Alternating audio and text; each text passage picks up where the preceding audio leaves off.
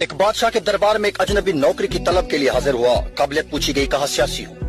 بادشاہ کے پاس سیاستدانوں کی بھرمار تھی. اسے خاص گھوڑوں کے استبل کا انچارج بنا لیا. چند دن بعد بادشاہ نے اسے اپنے سب سے مہنگے اور عزیز گھوڑے کے متعلق دریافت کیا. اس نے کہا نسلی نہیں ہے.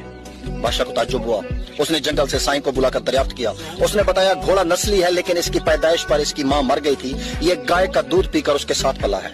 نوجوان کو بلایا گیا. تم کو کیسے پتا چلا کہ یہ اصیل نہیں ہے؟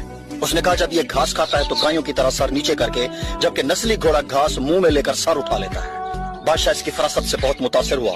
نوجوان کے گھر اناج, گھی, بنے, دمبے اور پرندوں کا اعلیٰ گوشت بطور انعام بھجوایا.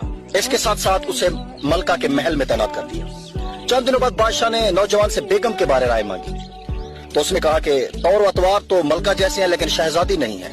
بادشاہ کے پیروں تلے سے زمین نکل گئی. حواس بحال کیے, ساس کو بلاوا بھیجا, معاملہ اس کے گوش گزار کیا. اس نے کہا حقیقت یہ ہے کہ تمہارے باپ نے میرے خاوند سے ہماری بیٹی کی پیدائش پر ہی رشتہ مانگ لیا تھا, لیکن ہماری بیٹی 6 ماہ میں ہی فوت ہو گئی تھی. چنانچہ ہم نے تمہاری بادشاہت سے قریبی تعلقات قائم کرنے کے لیے کسی کی بچی کو اپنی بیٹی بنا لیا. بادشاہ نے نوجوان سے دریافت کیا کہ تم کو کیسے علم ہوا؟ اس نے کہا اس کا خادموں کے ساتھ سلوک جاہلوں سے بھی بدتر ہے. بادشاہ اس کی فراست سے خاصا متاثر ہوا. بہت سا اناج, بھیڑ بکریاں بطور انعام دی, ساتھ ہی اسے اپنے دربار میں متعین کر دیا.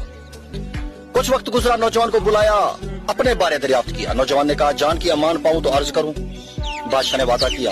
اس نے کہا نہ تو تم بادشاہ زادے ہو اور نہ ہی تمہارا چال چلن بادشاہوں والا ہے. بادشاہ کو تاؤ آیا, مگر جان کی امان دے چکا تھا. سیدھا والدہ کے محل پہنچا. والدہ نے کہا یہ سچ ہے, تم ایک چرواہے کے بیٹے ہو, ہماری اولاد نہیں تھی تو تمہیں لے کر پالا. بادشاہ نے نوجوان کو بلایا. اس سے پوچھا کہ بتا تجھے کیسے علم ہوا؟ اس نے کہا بادشاہ جب کسی کو انعام و اکرام دیا کرتے ہیں تو ہیرے موتی جواہرات کی شکل میں دیتے ہیں, لیکن آپ بھیڑ بکریاں کھانے پینے کی چیزیں عنایت کرتے ہیں. یہ سلوک بادشاہ زادے کا نہیں, کسی چرواہے کے بیٹے کا ہی ہو سکتا ہے. عادتیں نسلوں کا بتا دیتی ہیں. عادات, اخلاق اور طرز عمل خون اور نسل دونوں کی پہچان کرا دیتے ہیں. کیا آپ سمجھتے ہیں کہ یہ واقعہ ایسا ہی ہے؟ تو کمنٹ میں ضرور بتائیے گا.